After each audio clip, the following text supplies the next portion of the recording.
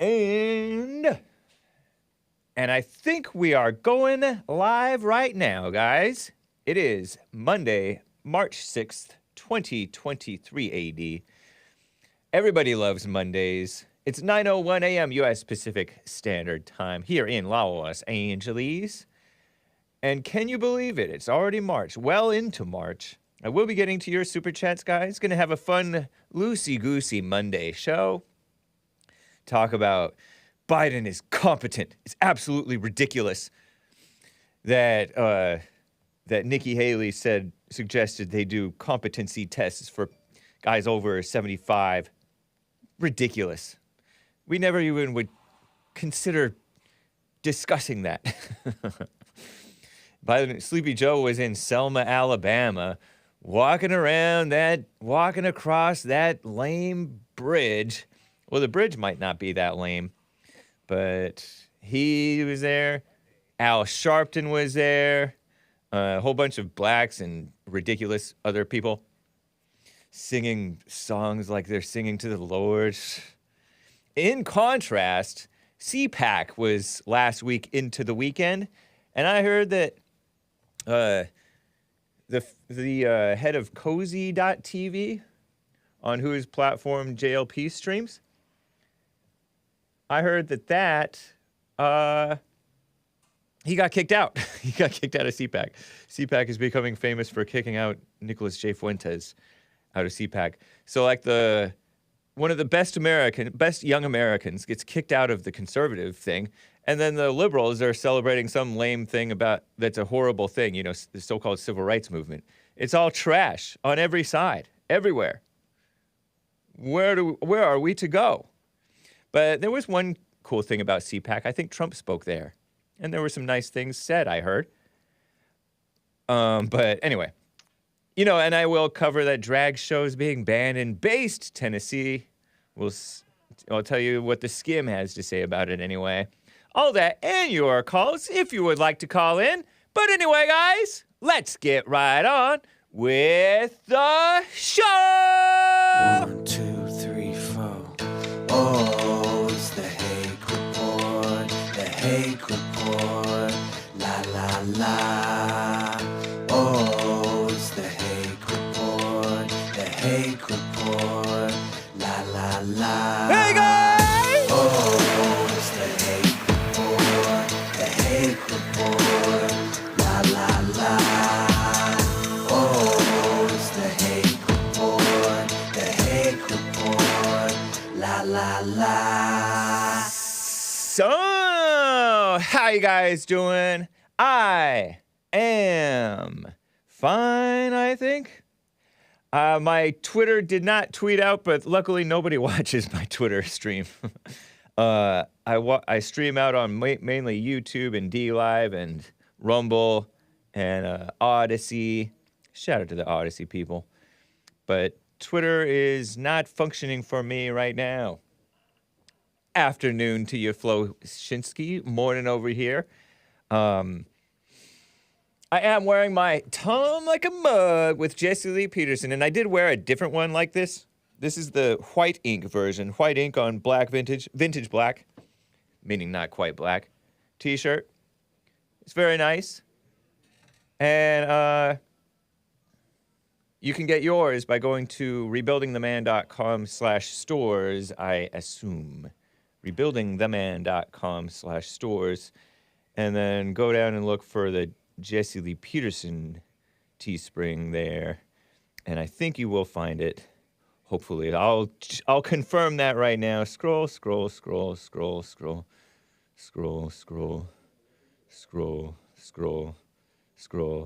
You may have to be scrolling a while.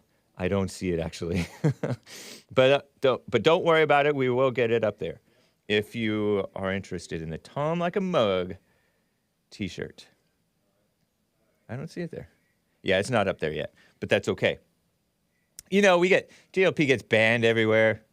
Not everywhere, but some of the silly places like Teespring and Spreadshirt, stuff like that. So we've figured out live on air that you can't get it, but that's okay. Let's jump right into this, shall we? How was your weekend? Mine was nice. Thank you, Nick. Appreciate that, man. My weekend was nice. How was your weekend, Hassan? What'd you do? Not much. Kind of just did some little stuff around the house and Nice. a little bit of rest and relaxation. R&R. Yeah, a little basketball on Saturday, and then did a little Bible thumping. If you don't mind my asking, how tall are you? I mean, it's a good question. It's kind of up for debate, Okay. but I mean, I like to say that I'm like 5'10". Plus or minus 6 foot? Plus or minus, right? Yeah. Same. Same. Same. I mean, it may be more like 5'8". Okay. But I don't know. Yeah, depending on what shoes you're wearing. Depends on the boots. Yeah, depends on what platforms you got on. That's funny. I'm 5'9" and a quarter, 5'9" and 3/4, depending on how long I've slept, how stretched out my back is. If you put salt in your shoes, Right. The night At least before. that's what I was right after high school. That's the last time I actually measured my height that I recall. Yeah. Right on. That's cool. You play basketball.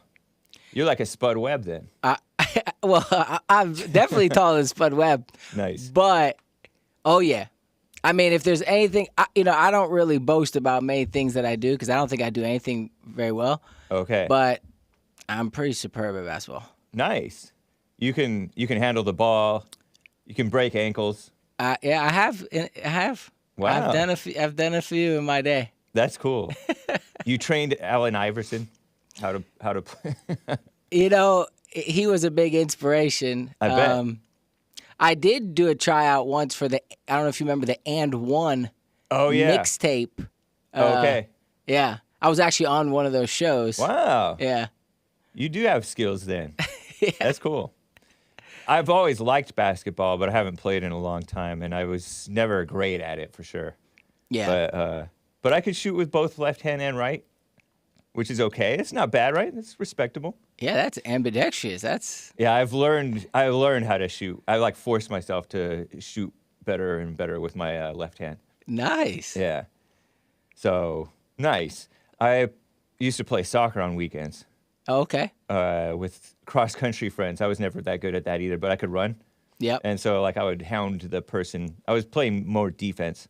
I would hound whoever was and it was pretty tough for them, even though they were really good and just juke me very easily. Yeah. But I'd catch back up and be a little nuisance for them. Did you play when you were just playing like for fun?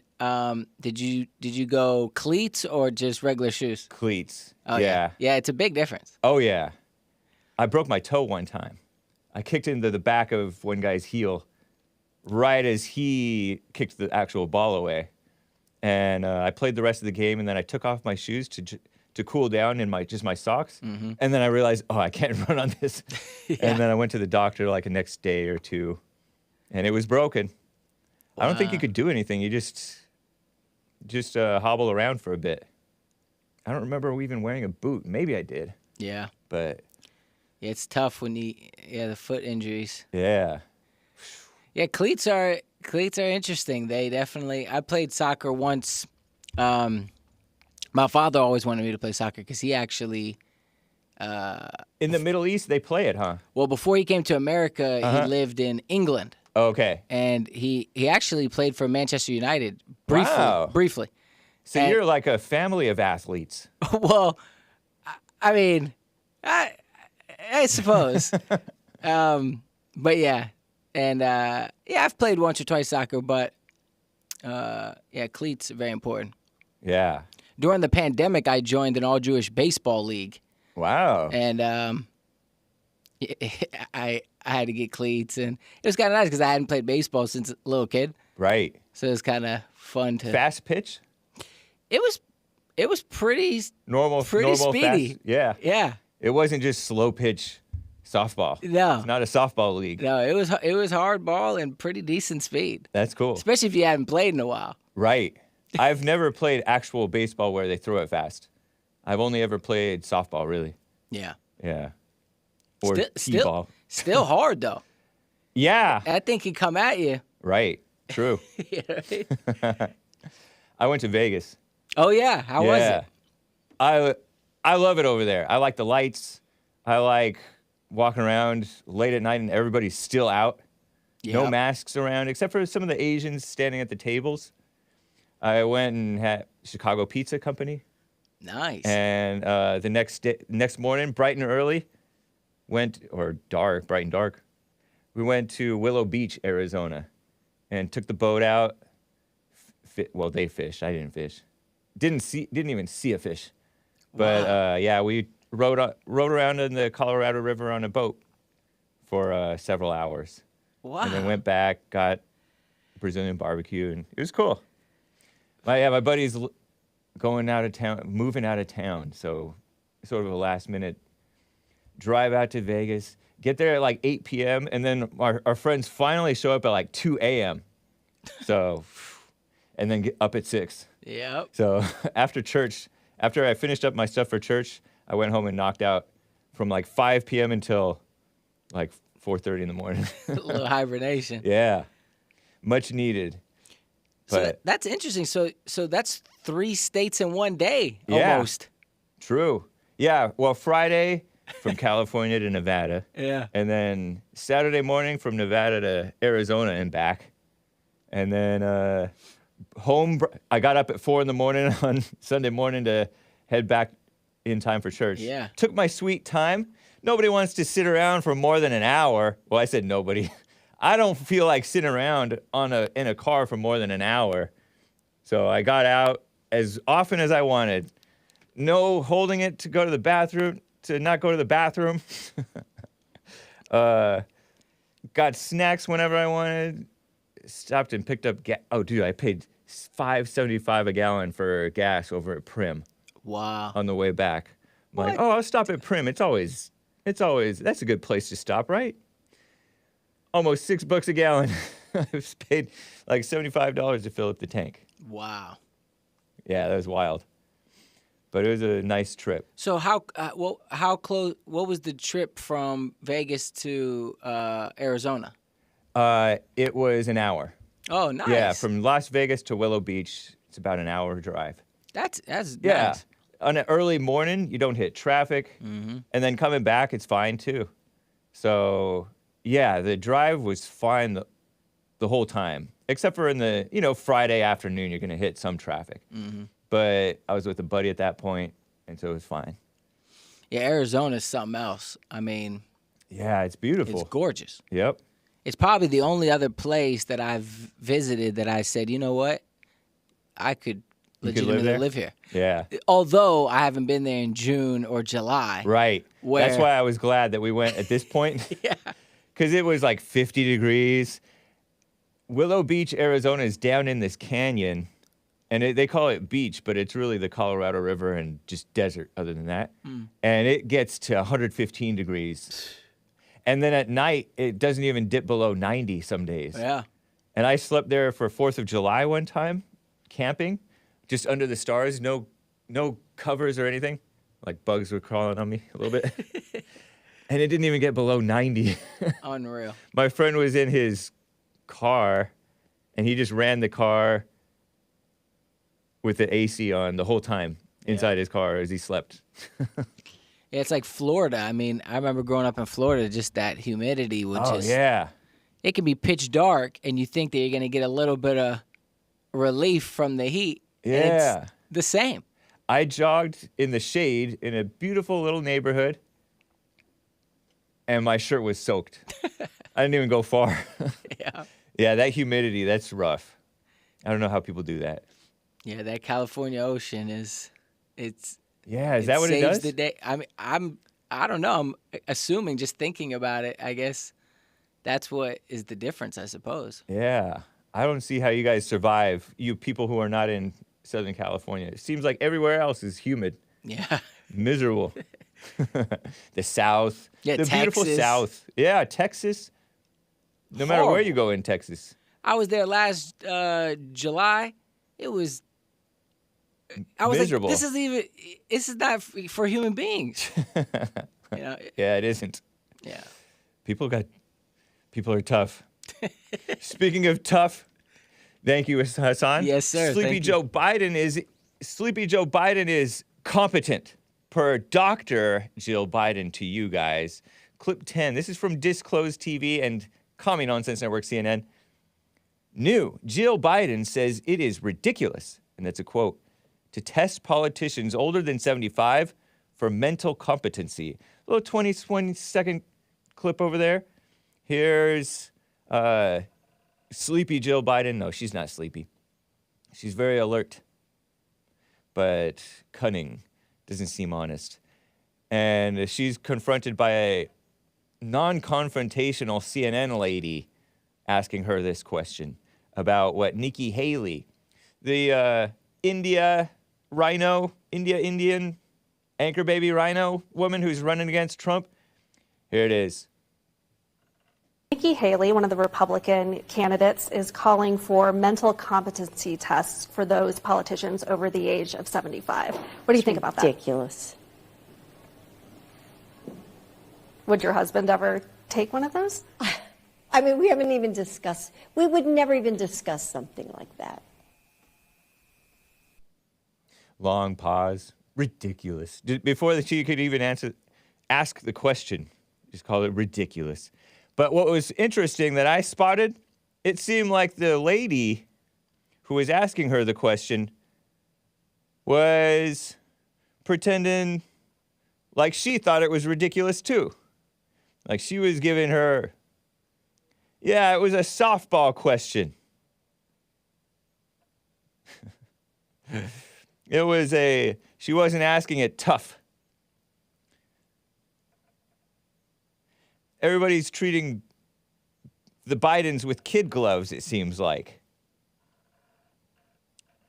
To me. Jill Biden. She reminds me of kind of like my aunt, except I like my aunt. And I like Jill Biden too. But, softball.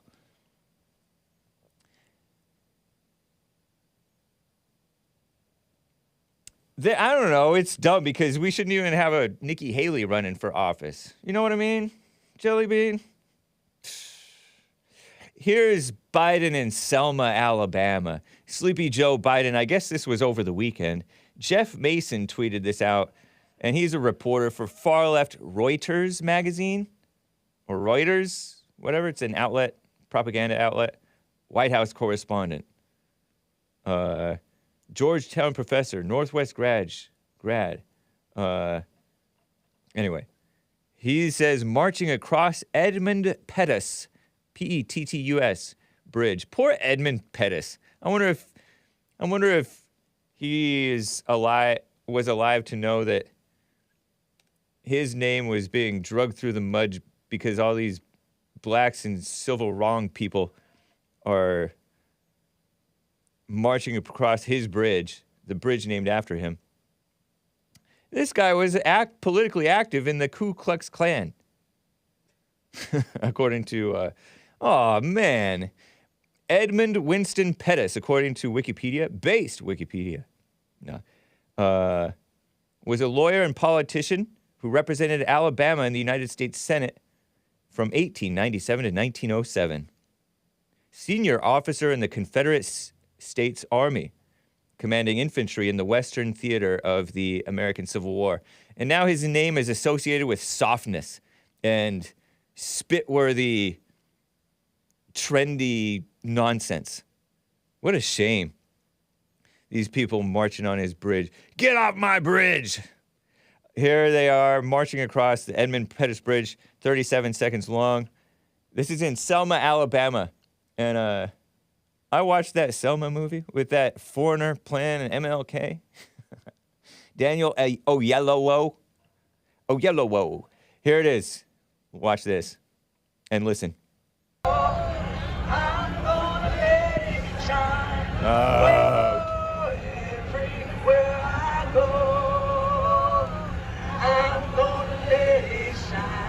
Terrible.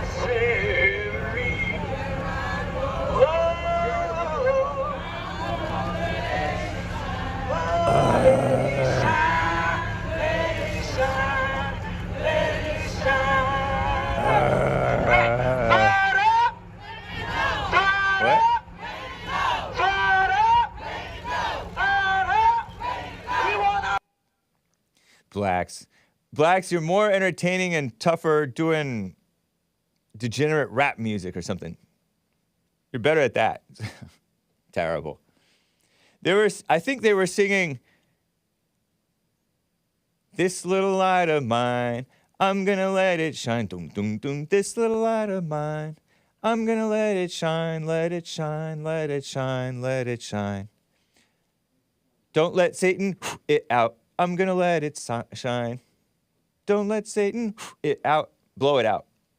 I'm gonna let it shine. Hide it under a bushel. No, I'm gonna let it shine." And you know what's funny is this is like America First. This is what the America First people do. They stick up one finger, just like the light. Jesus said, "You are the light of the world, the city on the hill, the salt of the earth." Sounds horrible, says 5 NLGs on one whose name I disavow. Kitty songs, adorable.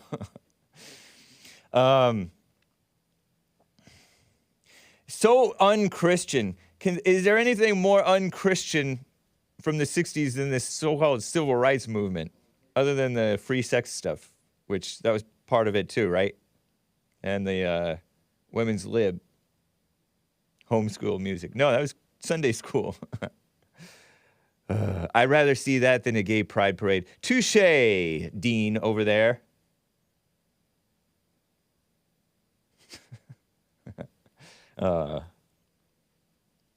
Don't be a musical Philistine. Hey, let's watch it again, but the zoomed in version. Clip B is the same thing, but more zoomed in, so you can see if you're far away or this is a small picture, you have bad eyes, you'll see Sleepy Joe and evil Al Sharpton. Al Sharpton finds a way to be there. He's always there. You can't say much about him being relevant at all. He doesn't say anything relevant except that they pretend that what he says is valid. Here it is.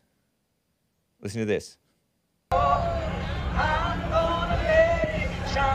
Bunch of black women,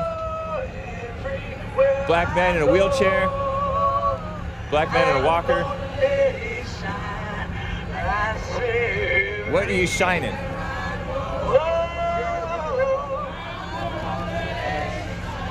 Half that crowd is Secret Service. Nah. What?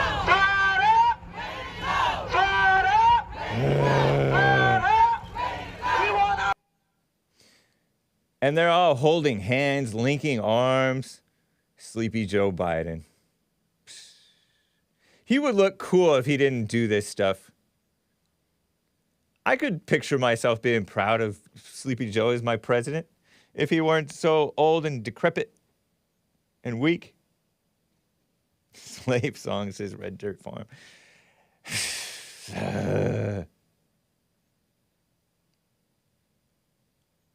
They're holding him upright. He's actually napping. Oh, man. Edmund Pettus. Edmund Pettus was born 1821 in Alabama, the youngest of 9 children. Good old days.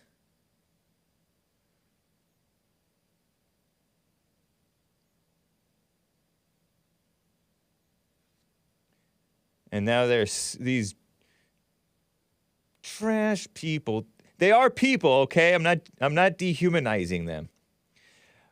Stomping all over his bridge. They're not stomping. Hobbling all over his bridge. It's ridiculous. You know, before I get to Super Chats, guys, there are quite a few that have come in and some that I missed on Friday. I did see yours, sir. It's ma'am. I did see it. Oh, by the way, there were some replies to this thing. I would watch this all day, then 10 minutes of CPAC. So this Philly person, I think this Philly person, Jadair, is trying to say she would rather watch this all day than watch 10 minutes of CPAC, which happened around the same time. But the way she typed it, I'm assuming it's a she, made it sound like she was saying, you see the replies there? There's replies here. It looks like she's saying she would watch this all day, and then after watching it all day, she would watch 10 minutes of CPAC. Because it's THAN, and you need a comma there, but anyway. And she didn't say rather. History, says Catherine, in reply to this bridge thing. It's sad they had to hold so many people back. Yeah, because they only allow the approved people who aren't going to try to take a shot at Sleepy Joe. They had to hold them back for security purposes, I guess. Goosebumps, says someone, black lady, I guess, or POC lady, saying, whose name is Reclaiming My Time, Peaceful Vegan 62. Hey, nice. Shout out to the vegans. Oh, you're not vegan, though, anymore, huh, Hassan? Well, I don't want to be doxxed yet. Okay, all right. He may be vegan. He may or may not be vegan. That was just a rumor. Anyway, next reply. I teared up, says Tim Johnson. Not the good Tim Johnson. The good Tim Johnson, he passed away. Dude, it is not the 60s. MLK had gumption and it had meaning. No, even back then, randomly clever person. He may have had gumption, but I don't think it had any meaning. Walking across that bridge now is like flying after the planes were invented. I know. Nice day for a walk. So powerful, says Diane. Diane Callahan. What is it with these ladies acting like, so powerful? Dumb. Ridiculous. Don't say dumb too much, kids. So, in contrast, let's get to Nick J. Fuentes getting kicked out. Nick J. Fuentes, the modern-day MLK. Clip 12. This is Real Bryson Gray tweeted this out. Video.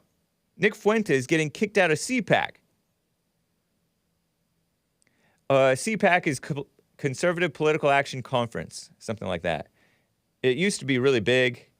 It may still be big, but I didn't hear anything about it.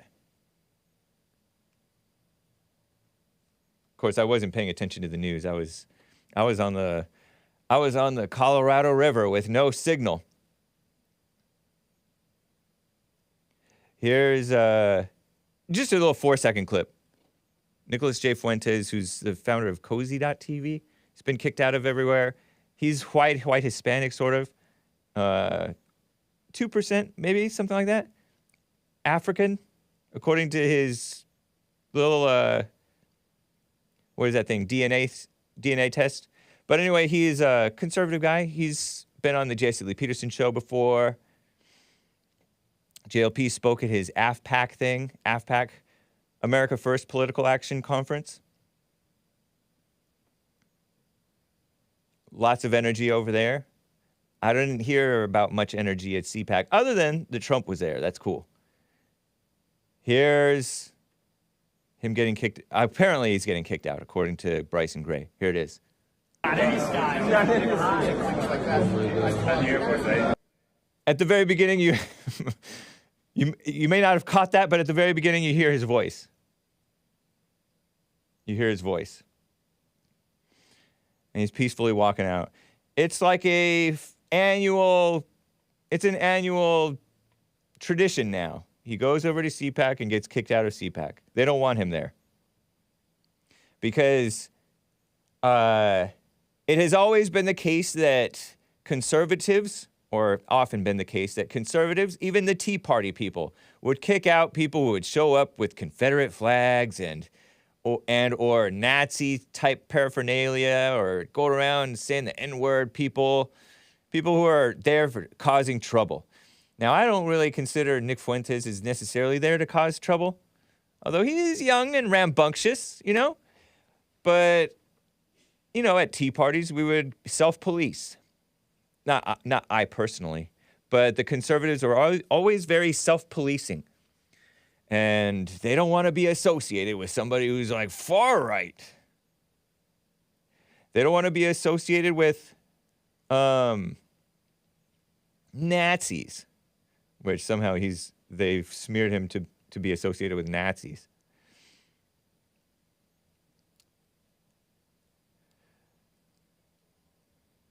Some say, oh, he shouldn't be there because he shouldn't go because he knows he's not welcome. It's a huge event. How do they pick him out? How do they pick him out and kick him out? But he has sort of a magnetic personality, so maybe he would form a crowd around him and kind of outshine them. I don't know. But he loves America, is my impression. More so, perhaps, than many of them. And what Bryson Gray says, it's funny y'all claim big tent conservatism until Nick Fuentes wants to be in the tent. And I don't know if he does or doesn't, but he showed up there, right? But y'all say drag queens and transgenders can be in the tent. Very odd for a quote-unquote conservative conference. And it's not that they are showing love to the conservatives, the rhinos, because it's like Matt Schlapp and all these guys were kind of anti-Trump. And then they accepted Trump because he's a winner. And so they have to. They have to work with him and pretend to be his friends.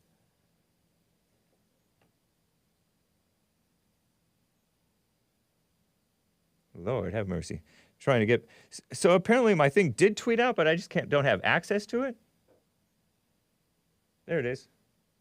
That's weird. Talking about my video feed on Twitter. But most people catch my feed on YouTube and DLive and elsewhere.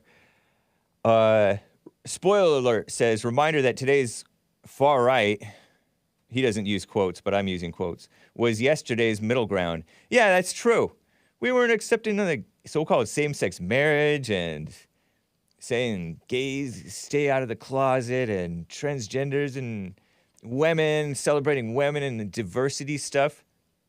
They're kissing up to what the mainstream media says, which is the enemies of America, the mainstream media are. Extremist left. Who still has a Twitter? Asks Cat's Meow. I still have one. I like it. Yeah, I mean, he was just saying what's basic. You know, back in the day, like what Hassan has said, I think, is that these old-timers like Walt Disney and Henry Ford and all them, they were accused of being they have since been accused of being so-called anti-Semitic. I don't know what they were thought of at the time by most people. I don't know if most people agreed with them or they just thought they were just normal guys or if it was known what their feelings were. But I think most of America was not all kissing up to the notion of anti-Semitism and racism and sexism and homophobia and transphobia and all that mess. But nowadays, both the Republicans and the Democrats are phony. Scared of the racism accusation, which is why they're kicking out Fuentes. Even though Fuentes loves blacks. And I assume that he loves Jews. He is a Christian. He's supposed to. He doesn't agree with them. Terrible. So which crowd would you rather be in? The phony conservative people? Or the phony liberal people marching across poor Edmund Pettus's bridge? I only call him poor Edmund Pettus because of his name being associated with corrupt communist civil rights stuff. Kiss up mess. It's shameful.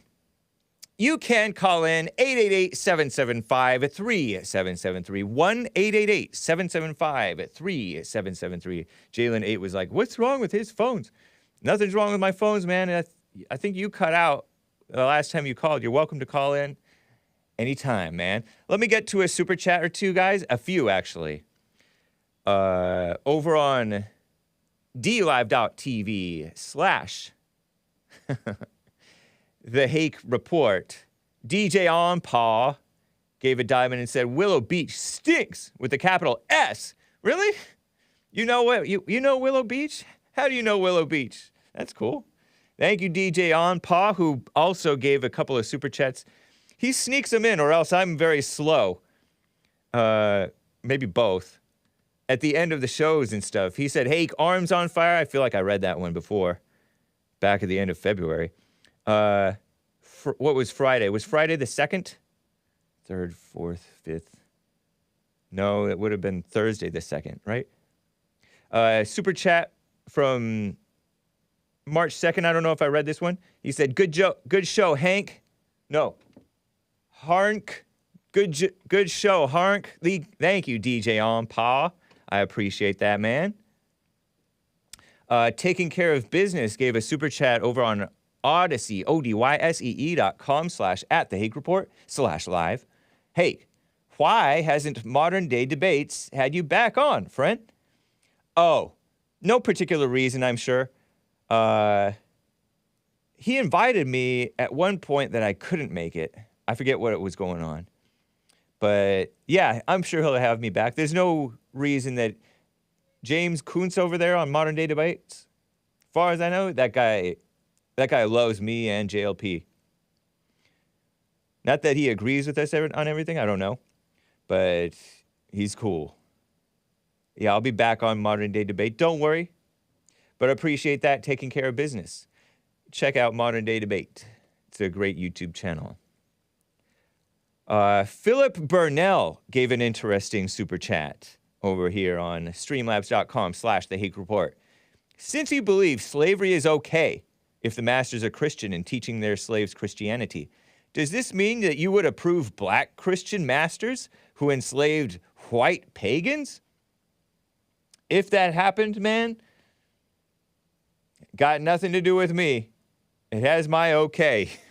I fully approve. Although, I don't know, there was something in me that felt off about that scenario. Is that like something that actually happened? And by the way, Philip Burnell, thank you for your super chat. Appreciate that, man, on streamlabs.com/the-Hake-report. But you capitalize the B in the word black and the W in the word white. It's lowercase b and lowercase w. Don't fall in with that stuff. I mean, I know that a lot of people are capitalizing white and the W in white and the B in black, but I feel that that's kissing up. That's not. That trend started after George Floyd got himself overdosed and died. So it's lowercase b for black Christian masters. But there were some black Christian masters. I mean, I assume they were Christians. Black masters, black slave masters in America. They were some of the toughest slave masters, according to based American historian, totally American historian, Dinesh D'Souza. In one of his documentaries, he showed how the black slave masters were told that the black slave masters were tougher slave masters than the white slave masters. And many of those black slave masters had been slaves themselves. So I don't know if they had a chip on their shoulder and were like, I'm going to do what was done unto me to these slaves, make them suffer as hard as I suffered, and more. Or else they knew what a man could go through and bear up under. And so they were just tough. I don't know. I don't know what it was, but they were known to be tougher masters than the white masters. And were the white masters all Christians? I don't know. Some of you guys say that they were Jewish. I don't know if that's true. Some people say that people who owned the ships, slave ships, were Jewish. I think that there is pretty much nothing to be ashamed about with the just plain fact of slavery. Now, if you were wrong towards one or the other, if you were a rebellious slave and you just tried to sneak away improperly by dishonest means, that's not right. Or if you were maybe cruel, I mean, I'm sure cruelty happened sometimes, right? But those were tough times back then. Those were tough times. High stakes. People weren't all cushy. People didn't live these cushy lives. It's real easy for us living our cushy American lives, including those people in the ghettos who were supposedly poor, to be sitting in judgment on the masters who lived tougher lives than any of you guys, except for those masters living those tough lives weren't subjected to like so much black violent crime, or, you know, different things like that. But other than that, they didn't have it so good. We lived better than many kings back in the day, right? But there is something in me that feels weird about the notion of blacks enslaving whites. Partly because I know that the black so-called Christians today and the blacks over in South Africa, when they feel like they can get over on the whites, they're not just about it. They don't have a mind of actual justice.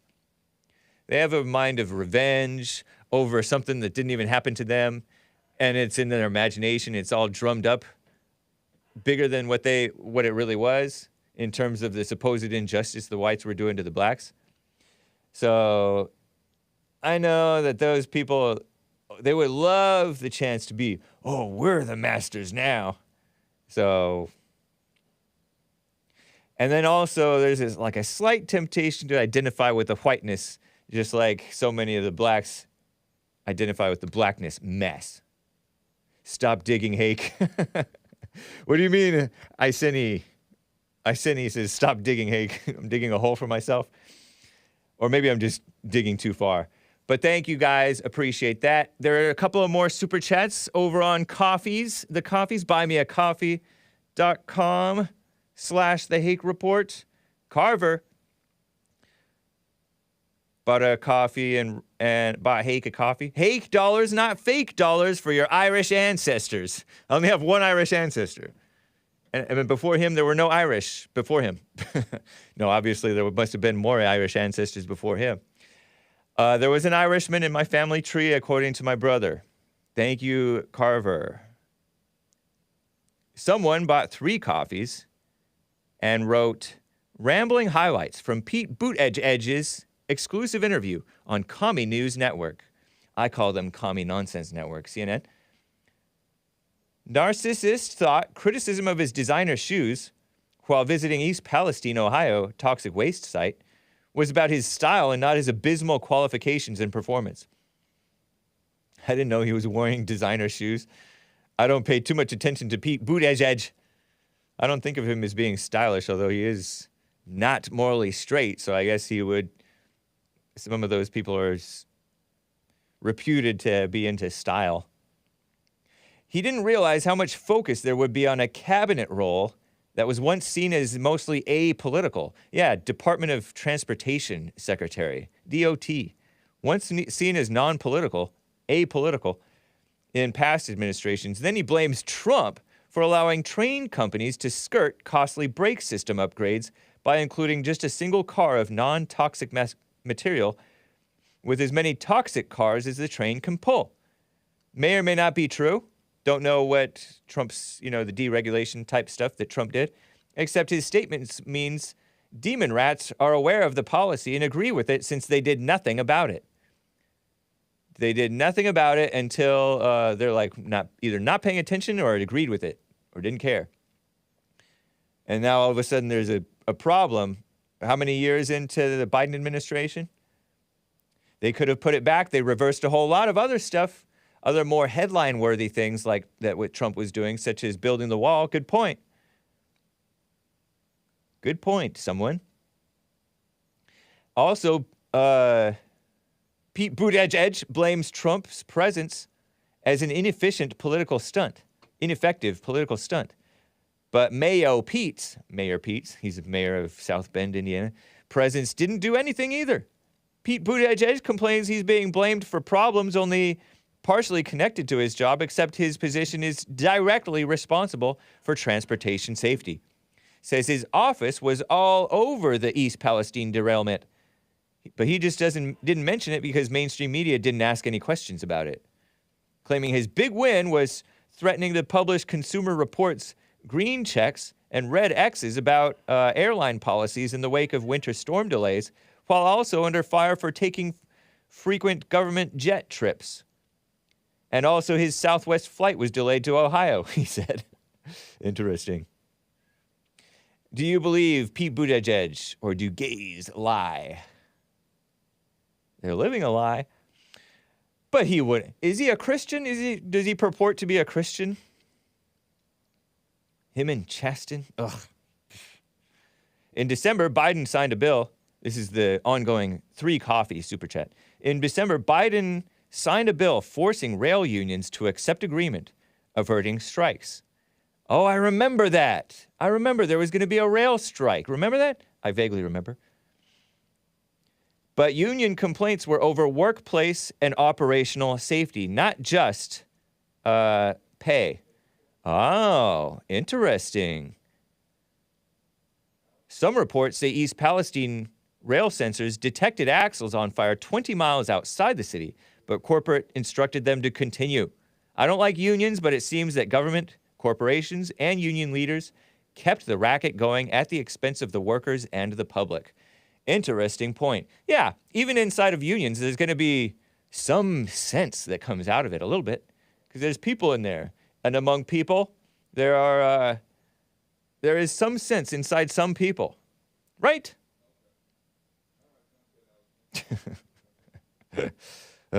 Terrible.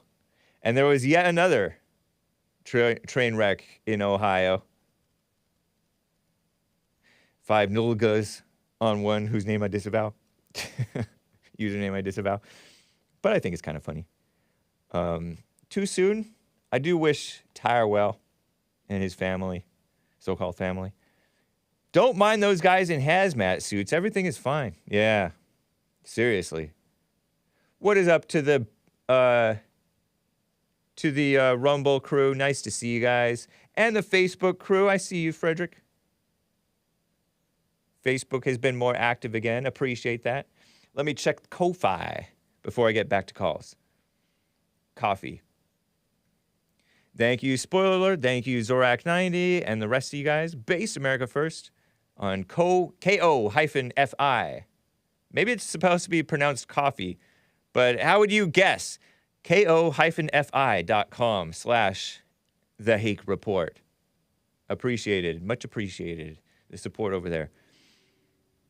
Easy to type, not easy to write, to speak out. Let me get to Alex in Michigan before we close out this hour here, guys. Alex in Michigan, thanks for holding. What is up? Hey, James, how's it going, man? Going well. How about you? Oh, it's going, trucking here still, so. Right on. Making sure the country's running. Nice. You're a trucker, huh? Shout out to the truckers. A lot of truckers listen to Hake. Yeah, I called you before a few times. I just haven't called because just my schedule is like all over the place. Yeah, no worries. Cool. Uh-huh. Yeah, no, I wanted to say, I was calling because, I heard your show a few days ago or weeks ago when you were talking about the Confederate flag and stuff like that, and I found it, really crazy that these YouTube people, they're like, they can show, any flag from any country and whatever. Yeah. And, every country has a history of slavery, True. Yep. And I think it's for me, the Confederate flag is just like a symbol of a region. And, I travel a lot overseas, and every region you go to in different countries, they proudly fly their flags, Yeah. Good point. So, yeah, and I'm if you look at their history, they had slaves. So everybody had slaves. Right. And for example, in Barcelona, in Spain, they have the Catalonia flag. Uh-huh. And that for them is a huge symbol of pride and independence, And I think that's good that regions want to be independent and they want to take care of themselves. And even if they're still part of a country, I don't see anything wrong. I see it the opposite, a sense of pride, and Yeah, I agree with that. The beautiful South, and they have more to be proud of than many. They're Christians, they're sensible, they're straightforward, and they weren't kissing up to the phony racism and social justice stuff back then or today as much. So yeah, and I was also going to ask you, do you know about the group of Americans that went to Brazil to set up it's a Confederate type of settlement? Really? No, I had not heard Yeah, that. yeah. Recently? No, I mean, that was like after they got kicked out of here, after the Civil War ended, Wow. supposedly. Yeah. They, like a large group of them, they went to Brazil, and I don't know how to send it, but you can look it up on Wikipedia and stuff like that. True. Yeah. And they can fly their flag there without problems. It's like for them, it's like a huge sense of pride too. Wow. Yeah. Okay, so this is according to Wikipedia, like you just mentioned. Confederados. They were enticed to Brazil by offers of cheap land from Emperor Dom Pedro II, who had hoped to gain expertise in cotton farming. Nice. It is estimated that up to 20,000 American Confederates emigrated to the Empire of Brazil from the southern United States after the American Civil War. They said 10,000 Southerners fled, Business Insider reported in 2017. When the American Confederacy lost the Civil War, America lost the Civil War. In May 1965, 10,000 Southerners fled the U.S. for a small city in Brazil. Interesting. I did not know that. And then it has like Spanish-looking words with the Confederate flag all cool. I'll give you guys a screenshot on there if you're watching the video feed. Man, appreciate the tip, Alex. That's cool. Yeah, so I think like these people from, I think they're just, obviously, it's not that they have an open mind or whatever. They have their own, ideas of why they want to do it. It's not because, but I don't see, like, if I see the flag, because I travel a lot in the South. Right. And I see it, I'm like, oh, that's cool, that's cool to see the flag because for them it's like a regional thing, that's like and like I told you, every country I go to, every region has like their own like flags because they want to maybe not they want to be independent, but they're like, oh yeah, we're proud of our region, And yeah. I think that's like that's what men do, I think, Yeah, it has a history. It has like your forefathers and stuff that they did that is something to be proud of and to learn from, because these guys weren't. It wasn't what we were taught. We were taught that the slavery was so bad. I was taught that there were good and bad slave owners. But I was taught that the North was the good guys, basically. My impression as a kid was that the North was the good guys and the South was the bad guys. Yeah. And that's not the case. There were very fine people, maybe, I think, on both sides. And there was violence on many sides. I think it's true what Jesse says, it was like for the time being, because it's like, times change and people, I think humanity goes through different stages and stuff like that. So, for the time being, that was normal. And right. And that's what it was, So, and every country has it, you go to Europe, they were like killing each other. Yeah. Enslaving each other. And everywhere, Africa, Asia, So. Yeah. But obviously, it's part of their, they're singling out that one for a reason, I think, Yeah, they are. Like and it's interesting that they're maybe like one of the best of the slave-owning countries, because I wonder if they treated their slaves better than any of the other slave-owning countries. Like they taught them Christianity, and they were more Christian, and they were more independent. And they were not for the communist or atheist thing, which the communist atheists were very much for the Civil War, the so-called Civil War. They were for getting rid of slavery, and the communists were. And they also wanted to get rid of wage labor. They called wage labor wage slavery. They were for this false equality thing. Satan poses as the angel of light, right? And so he goes after something that may be questionable, I guess. You could call slavery questionable, I suppose. I mean, Robert E. Lee called it a political and moral evil, but Sam Houston, I heard that Sam Houston, who's the namesake for Houston, Texas, he argued for slavery, but he argued against. I think he argued against seceding, or something, because he knew that if they did the war, and if they lost, they would really lose. And Yeah. the South is probably to this day being oppressed. Is that the right word? That feels kind of too victim-y to say. The Well, South- people always talk, because I'm an immigrant in this country. Yeah. So when I come here, and people always talk bad about the South and stuff like that everywhere I go and hear, Yeah, like, white people, everybody. And it's just I know. I've been there many times and stuff like that, and I didn't see anything different. I think the weather's nicer. That's the only difference I know. Yeah. The weather's a little bit better than the north, but besides that, it's like the same, and I don't see any. Yeah. But every country has crazy people. So even if there's crazy people there, I know there's there's definitely crazy people, but there's crazy people everywhere. Right. Yep. I think that people are just brainwashed. It's kind of like it's fashionable to hate on whites and men and Christians. Same thing as it's fashionable to hate on the South, meaning to mock them and just ignorantly caricature them and pretend the South is so racist and ignorant, when the people who are blind and falsely judgmental and ignorant are the ones smearing the South. So Yeah. interesting, man. Yeah. I also had another point, and then I'll just I'll let you go. Go for it. No, I was just gonna. I told her I was thinking, because I think military service should be implemented again, and everybody should do military service. I feel after high school maybe or something like that. That might be. I feel like it will. Go ahead. Mm-hmm.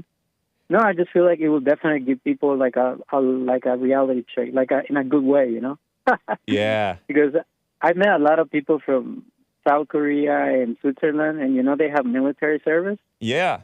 and it doesn't matter how rich they are. There's this soccer player. They made him get out of the Premier League in England, and they made him do the military service. And I admire that. I think that's it's just it builds strong people. And you meet people from Switzerland or South Korea, Yeah. and you can tell those guys are serious, no, very Interesting, man. mentally, right. That's how it is in Israel too. They have to serve an same IDF there, or yeah. something. I kind of agree with you. I know that the military is kind of departing from reality right now under Obama and under Biden.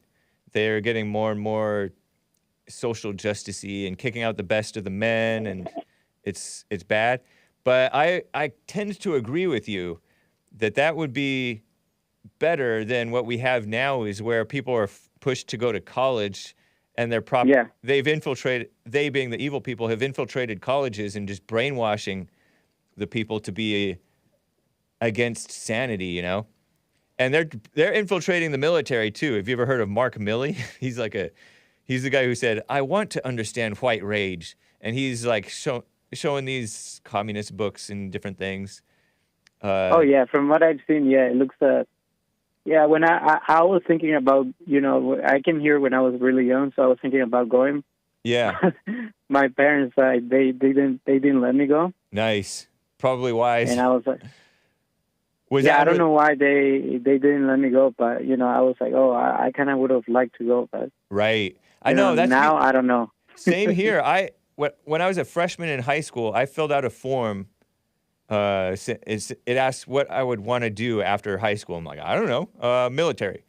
And then my mother made me change it. My parents made me change it. I think it was my mother more. Made me change it to say college. Because I think that they didn't want me to go in and, I don't know, get my head blown off or an arm blown off or something like that. Yeah, I think that's I think military service, 2 years, like they do in those countries, I think that would do well for people here, I tend to agree with you. And military enlistment is down, I heard. And so too is the police enlistment and all of that stuff. All the sort of manly, supposedly, stuff that is meant to keep order in society and build men to be stronger. They're weakening it in so many different ways, and they're smearing these people in many ways, and they're infiltrating them in so much that it is weak right now. So Yeah, it's a yeah. shame. I wouldn't want to go now. Yeah. Yeah, no, I agree. I started to sign up for the Marines to become an officer one time after talking to some girl. And then I like woke up scared of losing a limb or something like that. And so I'm like, no, I'm not joining. I even went to MEPS where you have they have the physical fitness test. It was a little bit tougher than what those, I don't know if you saw the Jesse Lee Peterson show, those ladies doing where they were jumping around for a New York Police Department. Yeah. It was a little tougher than that. It wasn't around on the squeaky gym floor. I had to run around USC 3 miles. I had to do as many pull-ups as I could and as many sit-ups and push-ups and stuff like that. But it was interesting. I was seriously thinking about it, but I decided not to. And I think it was... Yeah, I feel like people would benefit from that here in USA, you know? For sure. That. Interesting, man. Appreciate it. Alex, good to hear from you. Where are you originally from, if you don't mind my asking?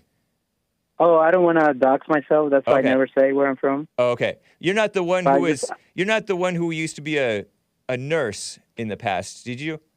Oh, no. Okay, because there was a Ukrainian guy, I think he was Ukrainian, who called my show and he said he used to be a nurse, a male nurse, a registered nurse. Oh, yes. I remember hearing about that guy. Yeah. And then he left because they were pushing, they were forcing people to get, during the Obama administration, they were forcing people to get flu shots. He didn't want to do that. So he left and became a trucker. Yeah. I was kind of like in a similar position. I had a different career. Yeah. But I hated being, because all the bosses were female and stuff like that. Yeah.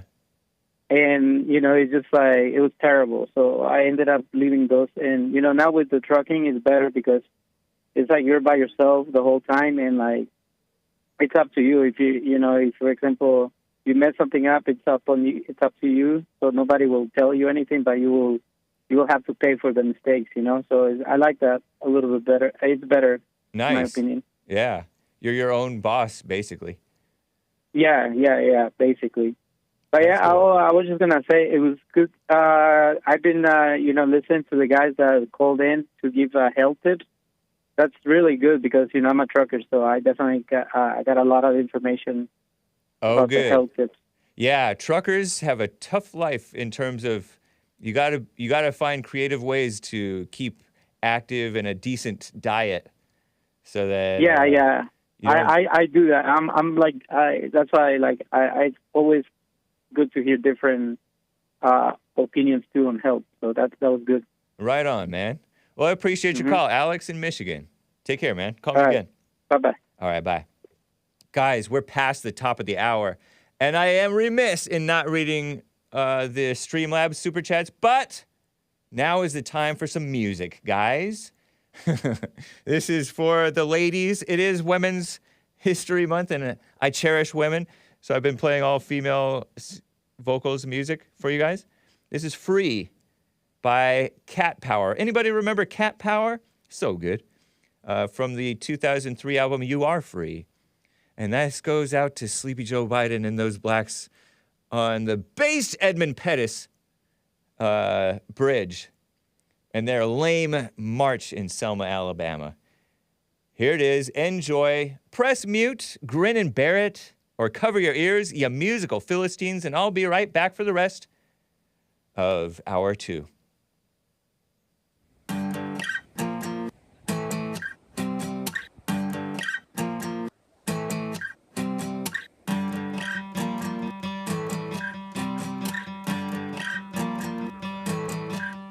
Everybody, come together.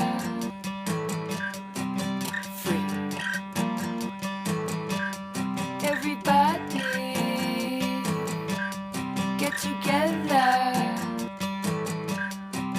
free. It's okay if you can't stand to let her dance. It's okay, it's your right, come on and take a chance. A true romance when you dance.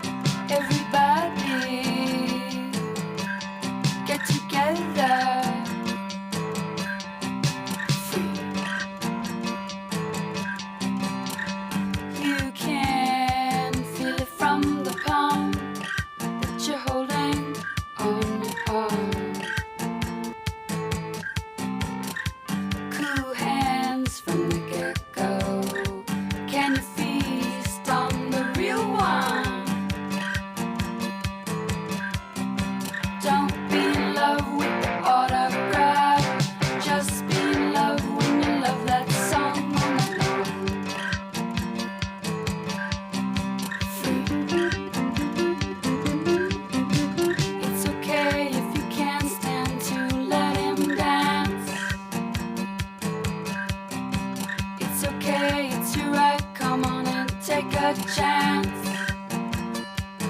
a true romance when you dance. So good, am I right? High school girl band. Everybody Why, Hake? come together. Never muted a stream faster in my life, says Nugget Man. Don't fall in love with the autograph. Haters. Just fall in love when you sing your song all night long. Oh my gosh, Hake has hit rock bottom. A true romance when you dance. Free, So good. free, free, Cat power. free, free, free. And well, thank you guys for bearing with me through that. Yes, it's a liberal band. Beautiful music, though. All bands are liberal. It's a fact. Including Lynyrd Skynyrd. Were they supposed to be a conservative band? Was Lynyrd Skynyrd supposed to be a conservative band? They were, huh? Okay, they were Southern rock. Were you familiar with that guy who died? Oh, someone just passed away from that? Yeah, the last founding member, the last of the, well, I think it was Gary Rossington who died. Yeah.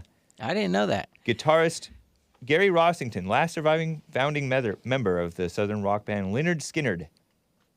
Wow. I remember growing up in Florida, a lot of people would play Lynyrd Skynyrd, but I remember in school and like different people would be like, they're racist. Oh, And really? They have songs about, That's funny. allegedly they were trying to make some of the lyrics into To like lynching stuff or stuff like that. very, very imaginative stuff. What's funny is like they'll be fine with that, but then, or they won't be fine with that, but then there's all these black rap songs about killing each other. Yep, and they're fine with it. Yep. Well, some of them don't like that drill music. But Lynyrd Skynyrd wasn't drill music, right? He was the one who wrote Sweet Home Alabama and Freebird. I forget what Freebird sounds like, but I have that song. I just don't remember which one it sounds like. Wow. But he wrote those. He was inducted into the Rock and Roll Hall of Fame along with other guys there in Lynyrd Skynyrd in 2006. Contributed to it anyway. I don't know if he single-handedly wrote it. Did you know that Lynyrd Skynyrd has no A's or U's or any other vowel in it other than Y? I did know that it was all Y's, I didn't know that. but I don't know vowels, so Okay. I didn't. A, E, I, O, U, and sometimes Y. There you go. That's my education. He was only 71 years old. Wow. What a shame. I mean, I don't know if there's a more perfect song than Sweet Home Alabama. I know, that's a really nice song. Well, I do like Country Roads by John Denver. It's a really nice song. Yeah. And I like the Izzy version of Somewhere Over the Rainbow. That's a really nice track. Really? It's really nice. It's so pretty. We might have to get it on the show. Especially with the, he's already dead in this video that they made. And so, like, in the video, it has, like, them spreading his ashes on the sea. And them all Nice. celebrating. Which I'm not a fan of death. I don't like death. I don't like the fact that he was fat and he died. But he had such a perfect voice for that song. I think there's like a Louis Armstrong version, too, Oh. isn't there? Maybe not. He did one of those, Songs like that. yeah. What a wonderful world. right? Yeah. Nice. So rest in peace, Lynyrd Skynyrd. We'll just play Cat Power in your honor. Cat Power is cool. I don't know what you guys are thinking. And is John Denver? Am I lame for liking Country Roads by John Denver? It's Country Roads, right? I'm not exactly sure about that one. Country roads, take me home. Never mind. I'm gonna Oh. stop. To the place I I call- belong. Oh, West yeah. Virginia, Mountain Mama, take me home down country roads. Just a perk. Oh, That is. he's probably a dumb liberal hippie. Is he still alive? But I don't care. They're all liberals. I think even Bill likes that one. He knows it. He knows it. That means he likes it. It's a good He's start. dead, says Sean. Sean says he's dead. John Denver, American guitarist. Was he a Christian or was he unchristian? That's what really matters. Wow, he died young. I think he died young. Age 53. Early life check on John Denver. Henry John Deutschendorf Jr. was born in Roswell, New Mexico, to Captain Henry John Deutschendorf. Shout out to that sounds German, right? And his wife, Emma Louise, born Schwappe. So I can't tell. I can't tell whether he was Christian or not. But anyway, thank you guys for bearing with me through the beautiful music and the musical ignorance of Hake. Free Bird is a very nice song. I do believe you, guys. Oh, super chats before I get back to calls. Thank you, Hassan. Appreciate that, man. On streamlabs.com/The Hake Report, several super chats. Hake is remiss in not reading them all. Loves soda, does not like juice. I disavow this username. Soda is how you get fat. Jesus says, I know who this is. Jesus says in Matthew 24, for false Christs and false prophets will appear and perform great signs and wonders that would deceive even the elect. Paul says, Romans 15:19, through mighty signs and wonders, I have fully preached the gospel of Christ. Ooh, that sounds like evil is real. Thank you. Loves sodas, does not like juice. Lin Yen Chin says in reference to that Commie Nonsense Network reporter, about that Commie Nonsense Network reporter, the interviewer is an idiot, as it used the redundant term competency, when competence already describes every instance of being competent. Ooh. Intellectuals don't understand syntax, so they peddle double conjugation for specificity, as wrongly call it. Thank you. And Lin Yen Chen says, Hake, no. That wasn't exclusively a chip on the shoulder. Those black slave masters were tougher because they know that's what it takes to beat reason into our savage 9/10ths, which were unable to earn freedom during that era. They were trying to improve us. Wow, thank you, Lin Yen Chin, for the input on black slave owners, black on black slave ownership. Loves soda, does not like juice, gave a super chat. On the plantation or in a prison, choose where you want to work, I guess. I'll take the plantation, I think, but the indoor plantation called Bond. Loves soda, does not like juice.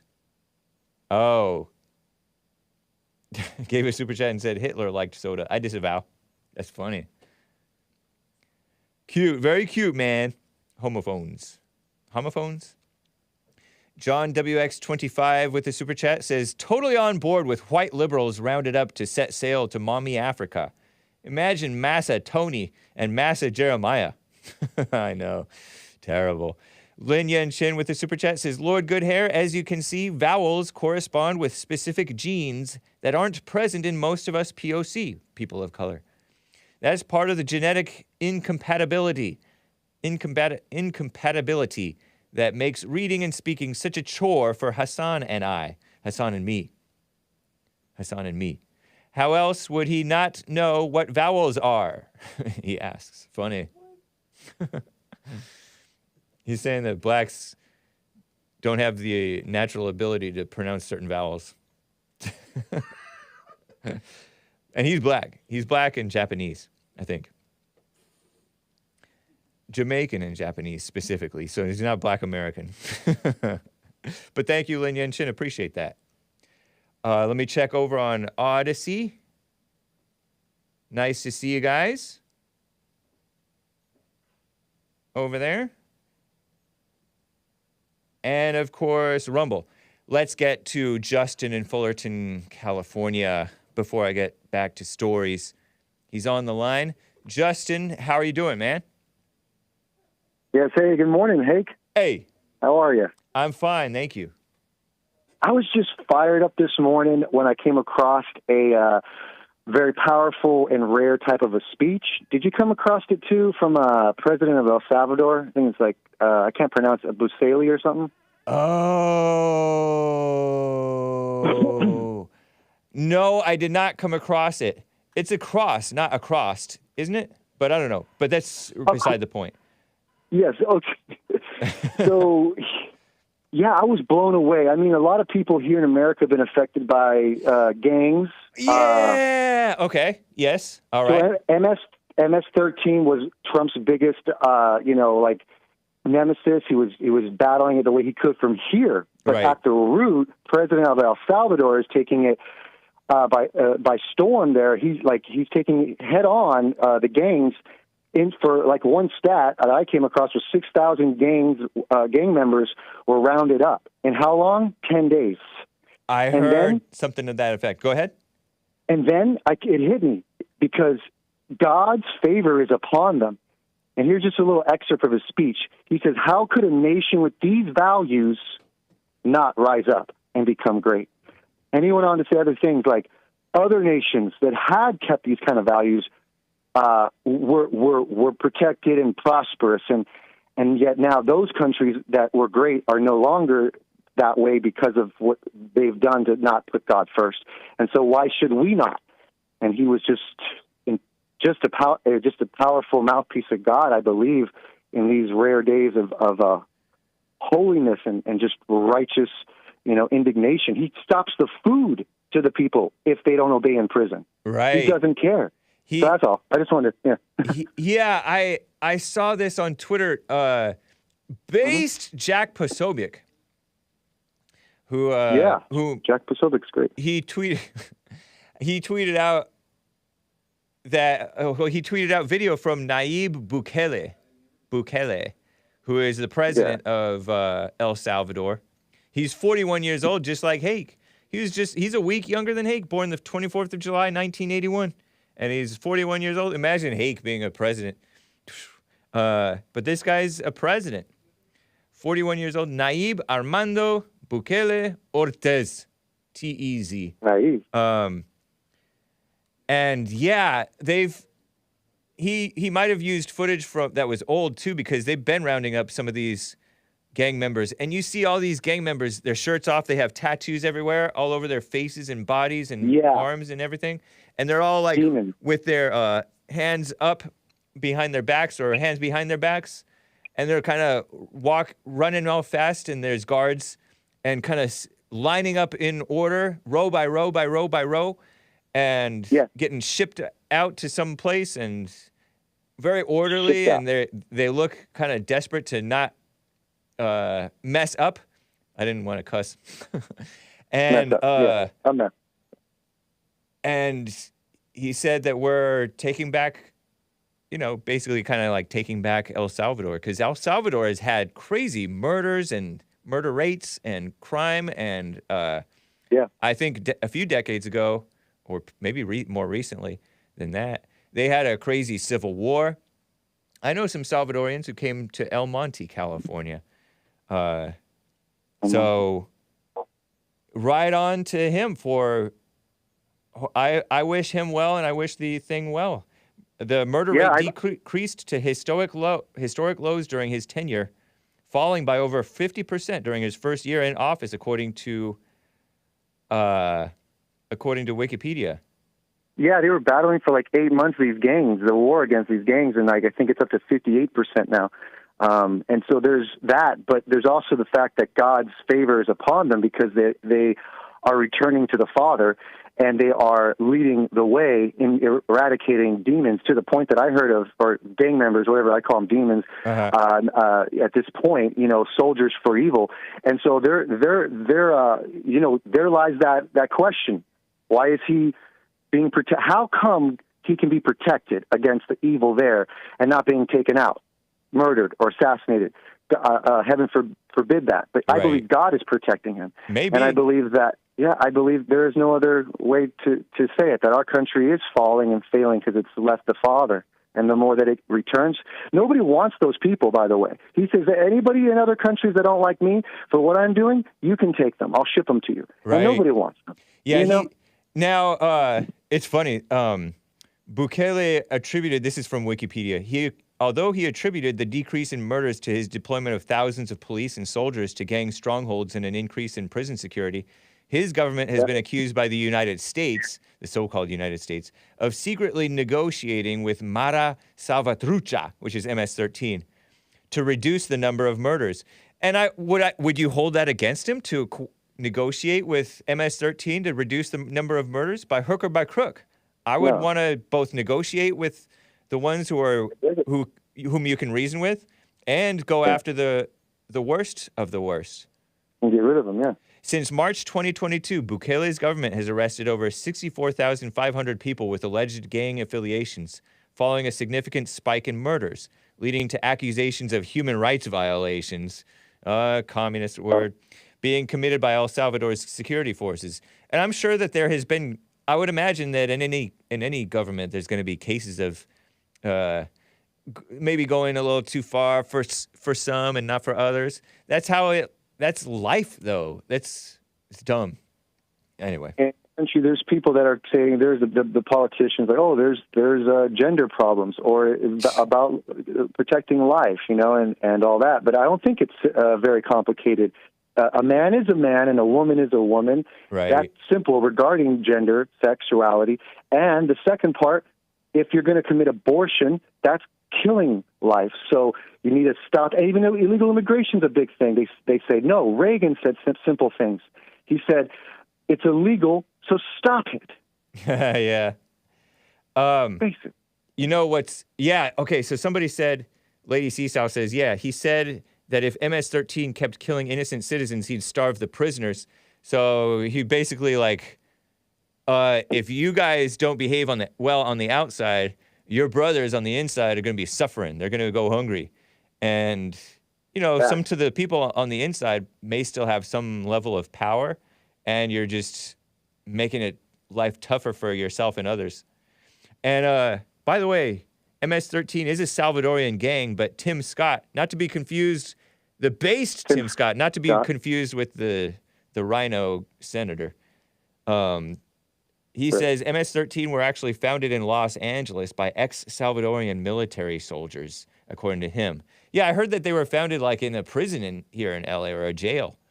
Yes. So I'm surprised there's not an army against Bukele right now, and he's protected. I think it cannot be no other way but by God.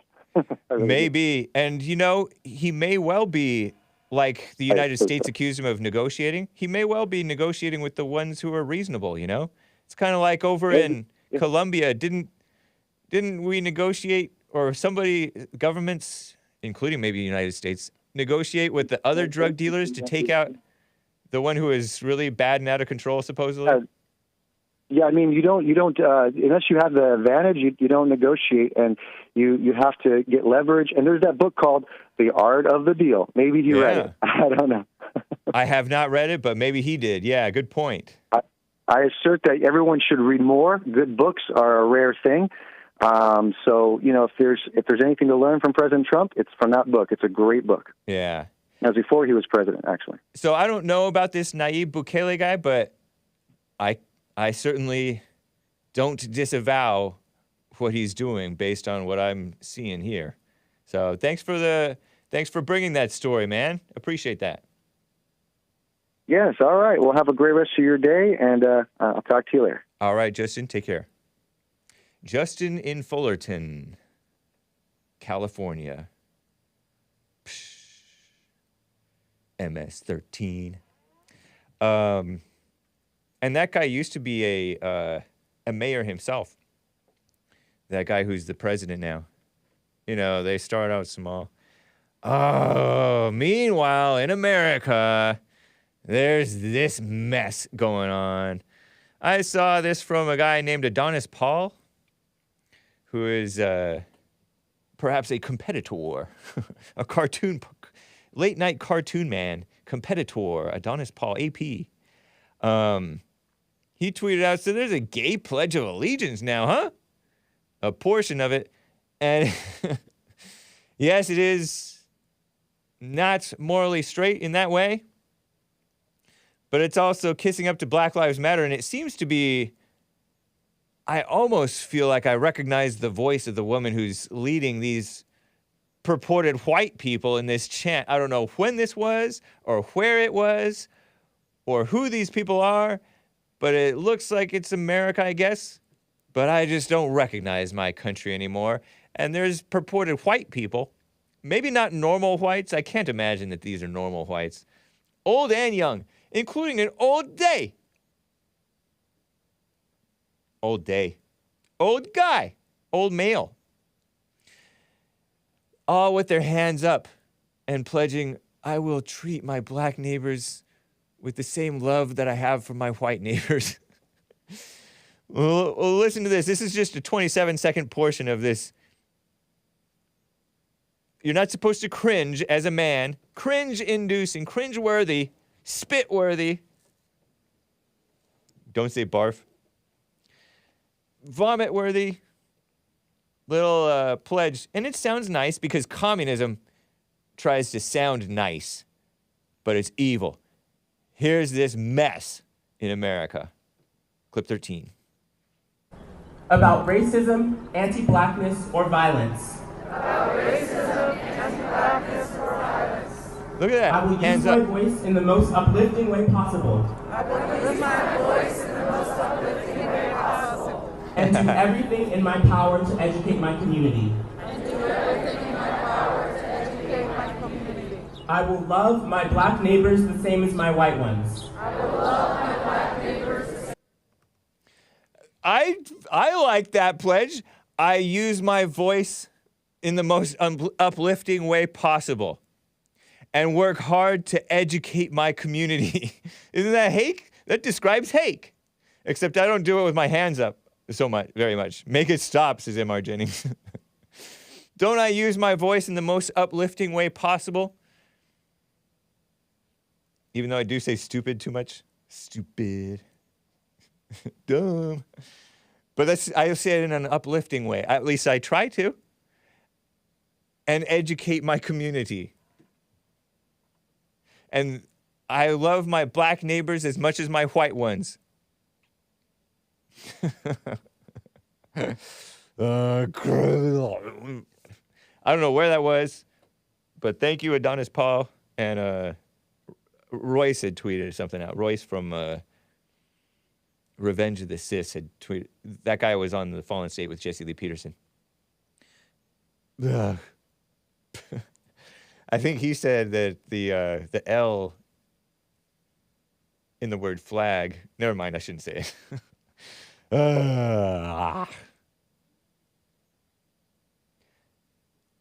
Those can't be normal whites, right? I mean, I know that many normal whites have been targeted, like whites who would ordinarily be Christian, conservative, not into the kissing up to the phony black racism thing or falling for the radical homosexuals or thinking like women. Like even the white women disproportionately think logically, more logically than the other women. Did you know that? So anybody who says, well, white women are the worst, they're kissing up to the anti-whiteness. Don't fall for that. Liberal white women, don't fall for that. Nope, no, that doesn't fly on the Hake report.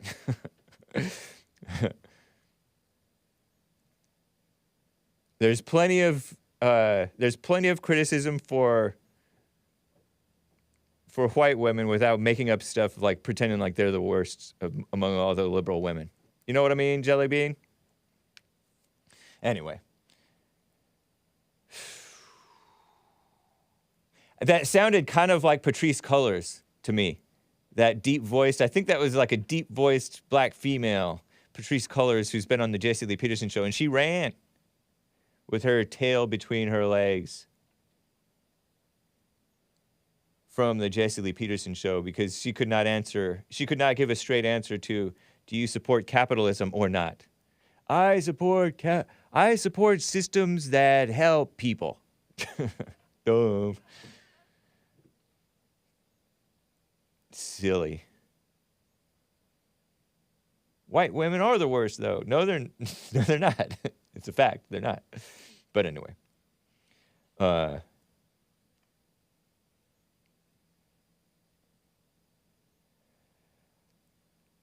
Let me tell you a little bit about this. Speaking of black nonsense, mumbo jumbo stuff, phony propaganda, pretending that we're the ones who hate them when they're the ones who hate us. You know, the blacks. This black nationalist father and son from Jackson, Mississippi. You may have heard about these two guys on the Jesse Lee Peterson show, one in particular, because JLP had a story in which the whites are bringing back Jim Crow. But it's not true. Chokwe Lumumba. According to Wikipedia, I have some screenshots of this guy's mayor of Jackson, Mississippi, from 2013 until 2014. Not even a full year. July 1st until February 25th. Chokwe Lumumba.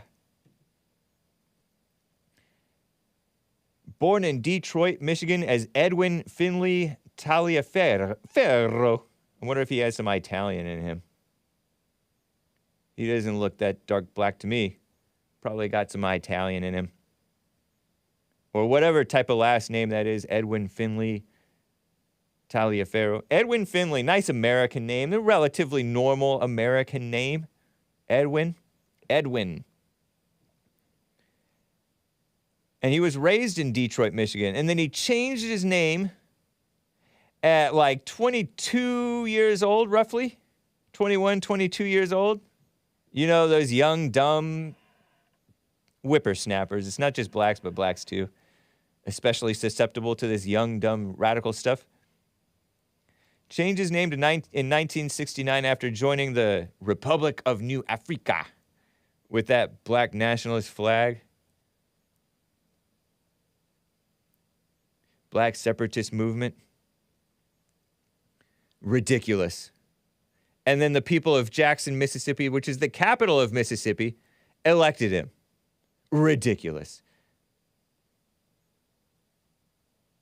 He was part of the city council, and then he became mayor. The worst people get into politics.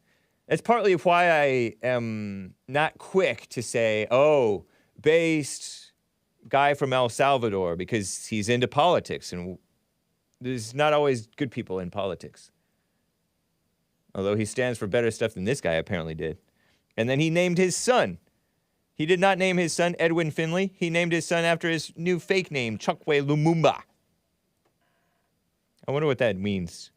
Here's his son, Chokwe Antoine Lumumba. Poor young man, didn't have a chance. He's roughly my age, I want to say. A little younger, actually.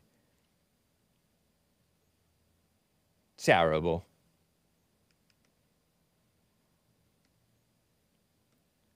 Terrible.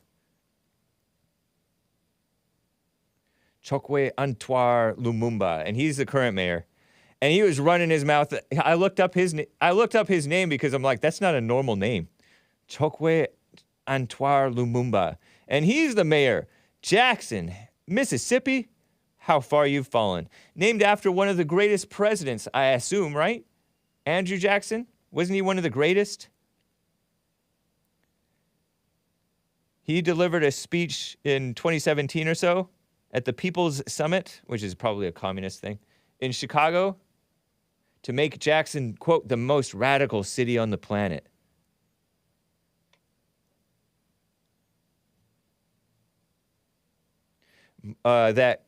that unchristian communist Michael Bloomberg, billionaire guy, I'm calling him a communist, he gave the city of Jackson $1 million to create art spotlighting food insecurity. Oh, gosh. Food insecurity.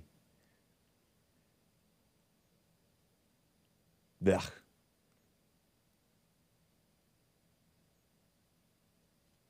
Hake, say Africa. Chokwe was named one of the last the name of one of the last African tribes to resist the slave trade. Oh. They tried to fight progress. According to the New York Slimes. The failing New York Slimes. Chokwe. Can't fight progress. Slavery was progress at one point. Did you know? No, I don't know. Lumumba is a drink with rum and chocolate milk, says Pete over there. Anyway, terrible, huh?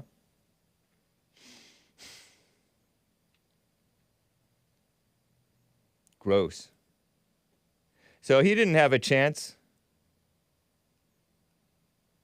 His father was mayor of Jackson, and then he became mayor a few years after that guy died as mayor. Embarrassing. How embarrassing.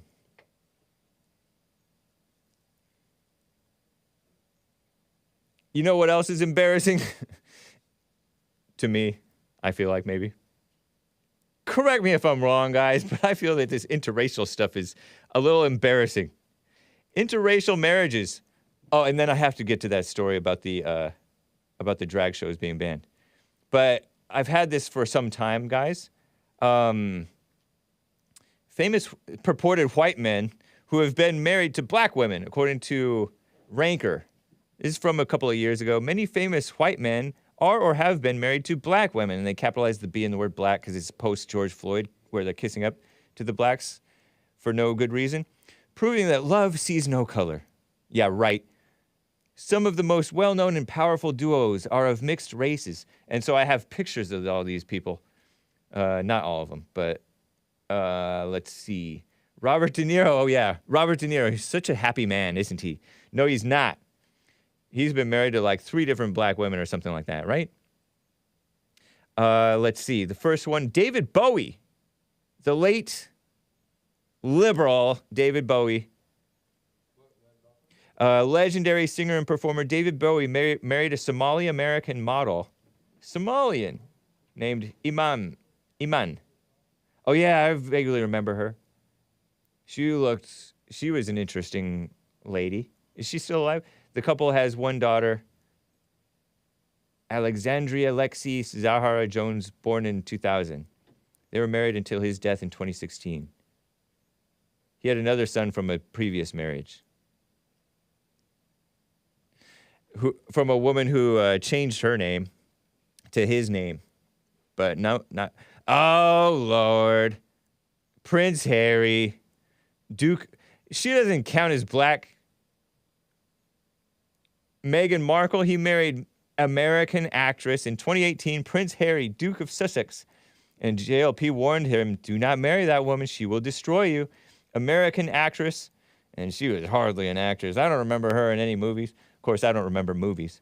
I don't even watch many movies. Meghan Markle, who has a mixed ethnic heritage. Her father is Caucasian, meaning white. And her mother is African American, meaning black, not African. Couple's first child, Archie Mountbatten - Windsor. Really? Is that Harry's last name? Mountbatten - Windsor? Was born in 2019. Prince Harry. And he married an older woman who had already been married, and she's half black. And she's all into that mess. Oh, somewhat into that. Robert De Niro, legendary actor, Robert De Niro. Isn't he Italian? That's not a normal white. Was Bowie a normal white? Robert De Niro married Grace Hightower in 1997. Wasn't he married to like 3 different blacks? Oh yeah, he was with Tukey Smith. That sounds like a black. And another his first wife, Diane. Dianne, Diahnne, sounds like a black spelling maybe. Abbott,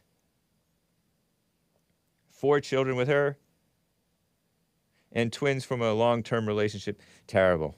Robert De Niro, and he went off the deep end. Maybe he was already off the deep end, but it became more obvious when Trump came on the scene. Trump exposed this guy as a total beta. Oh my goodness. Poor Robert De Niro, legendary actor. Hard to watch him anymore. Wolfgang Puck married Galia. I feel that this is almost perverted to be showing you these interracial things. Wolfgang Puck, who knew? That's nice. Oh, yeah, this guy, George Lucas, married his second wife in 2013, Melody Hobson. She's black. And had a daughter by surrogate. Has 3 other children with Marcia Lou Griffin. Terrible. Roger Ebert. Is he still alive? Roger Ebert married a black woman. Oh yeah, he died in 2013. News from Hake. Roger Ebert died 10 years ago. Robin Thicke. Oh gosh, this guy. And Paula Patton, they were together for a while. They have a child together? Were they married? They were married? Then they separated after 21 years and divorced in 2015. Terrible. Matt Stone, whoever that is. Dirk Nowitzki. Dirk is that, what is he? Russian? Is he Russian or something? He's that guy from the NBA. Do you know anything about him, Hassan? He's a great player. Yeah. He was one of those tall, sort of funny looking, doesn't quite look American. Yeah. White guys. Germany. He was German. Okay. Yeah, I was going to say that. Russian, German, same thing. No, I don't think it's the same thing. Those Russians are Asiatic. Sorry, Germans.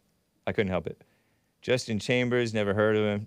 Adam Housley. I've heard of Adam Housley, formerly of Fox News, or is he still with Fox News? He married one of the Tia and Tamara sisters. Sister? That's cute. They're a nice couple, I guess. Richard Rudolph, whoever that is.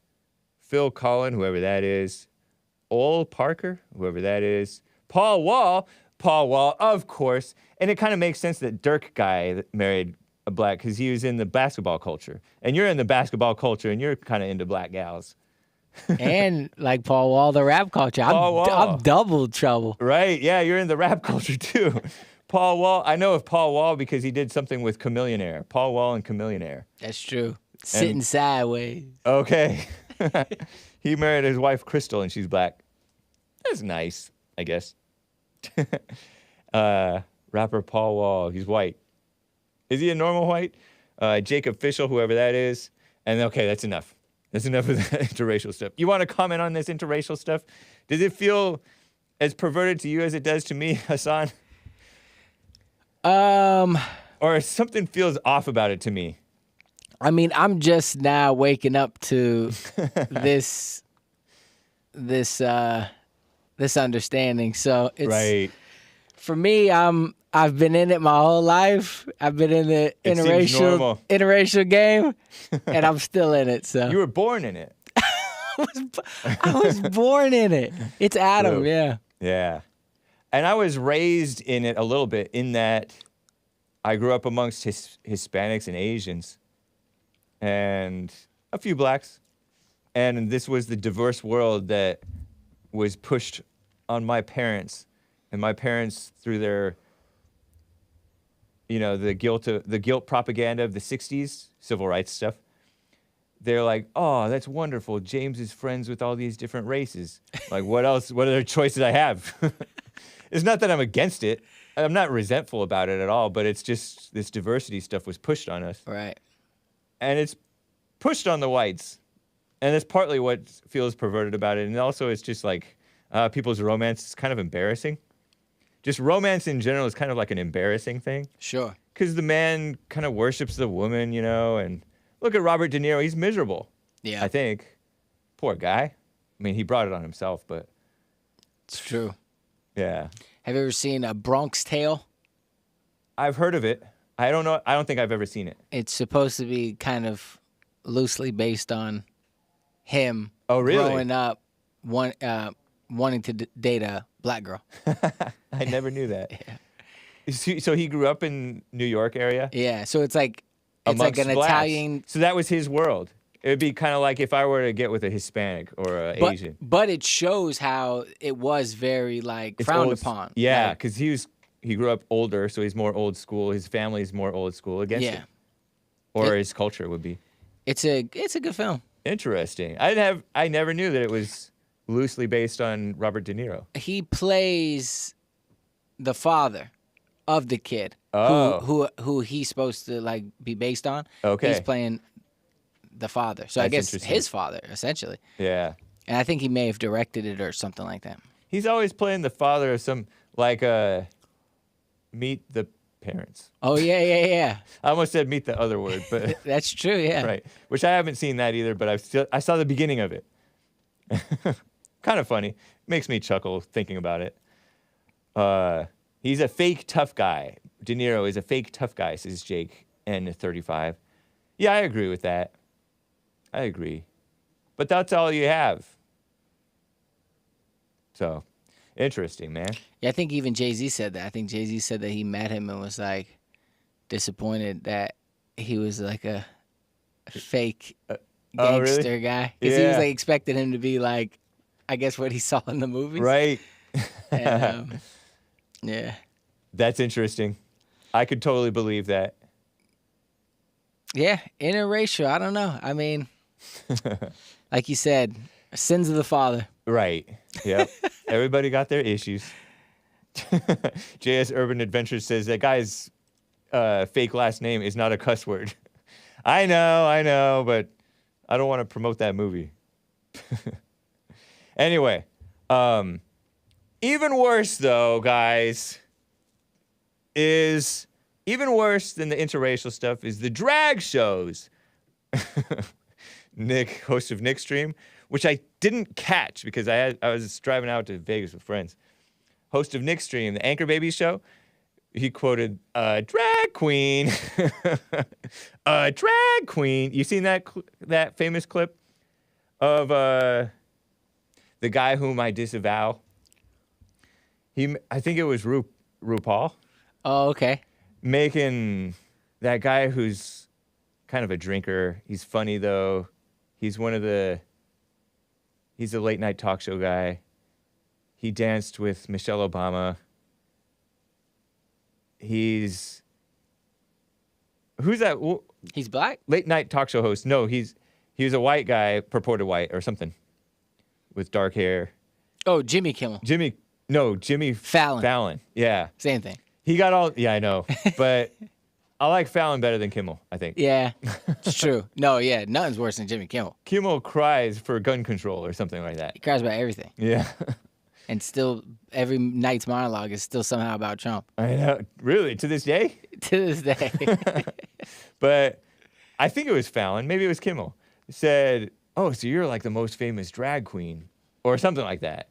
And then RuPaul, both of these guys I disavow, but it's a funny little moment. RuPaul's a drag queen. And he got all pretended to be offended and it made Fallon nervous. And he's like, I'm going to drag something else. Like God. I don't know. I don't think he said drag God. That would be disrespectful. But anyway, it was funny. I did see that RuPaul was on a Cheez-Its box, and I was like, I saw something where it was like, we're in a world today where we take Aunt Jemima off of the Aunt Jemima thing, but put RuPaul on a Cheez-Its box. Right. Man, I disavow Cheez-Its now. I heard that they're not very healthful for you after all. Cheez-Its are not.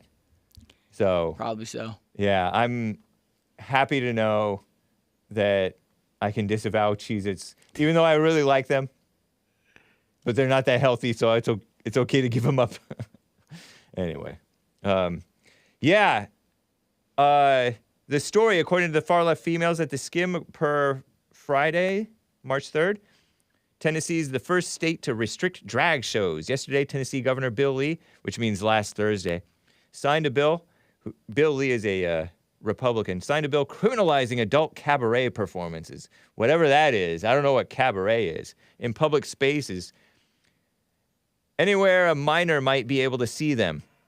Lawmakers say the shows are inappropriate for children. The law doesn't mention drag shows. That's where men dress up like women, specifically, or males. It does include male or female impersonators in its definition of adult cabaret or cabaret. I assume it's cabaret. The law also addresses topless and exotic dancers, goes into effect later this year, July, I think. Those found guilty could be charged with a misdemeanor. Repeat offenders could see a felony charge. Nice. Tennessee also became the latest state to ban gender-affirming, meaning gender misidentity affirming, quote-unquote, care for transgender youth. No such thing. Starting in July, doctors will be banned from prescribing puberty blockers and hormones or providing gender-affirming surgery. What's that word? What a word. Gender-affirming. That's a euphemism, isn't it? Surgery to anyone under 18, meaning mutilation, right? And kids currently getting treatment will have to end until the end of March 2024 to stop it. Stop it. And I'll say it right to the camera. Stop it. Call JLP for counseling at Bond. 1-800-411-BOND. 800-411-2663.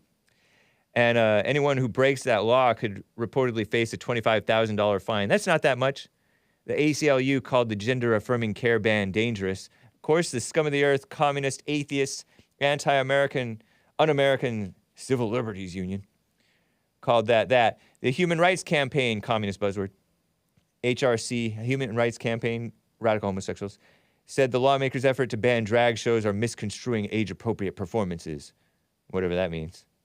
Others accused Bill Lee of being a hypocrite after an old photo showed him dressed up like a woman, wearing a wig. Yeah, like that's the same thing. Stupid. Sorry, kids, don't say that too much. 8th state in the country to ban or restrict so-called gender-affirming care. What a silly word, gender-affirming care. Just know that it's kind of like gun control. Gun control sounds so nice, or gun safety sounds even nicer, right? But it's really attacking the Second Amendment. 8 other Republican states at least considering a similar ban on drag shows. More than 300 anti-LGBTQIA plus bills being debated at the state level in various states, I guess. It's got many blaring the alarm on the devastating, lasting impact these laws could have on vulnerable populations. Mama protecting the evil inside the children. Terrible, huh? Anyway.